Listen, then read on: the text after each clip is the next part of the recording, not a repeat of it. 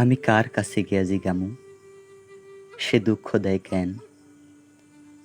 কেন এত তপ্ত কথা কয়? কেন পাশ ফিরা সয়? ঘরের বিছন নিয়া কেন অন্য ধান ক্ষেত রয়? অথচ বিয়ার আগে আমি তার আসিলাম ধ্যান, আসিলাম ঘুমের ভিতরে তার যেন জল পিপি, বাঁশির লহরে ডুবা পরাণের ঘাসের ভিতরে।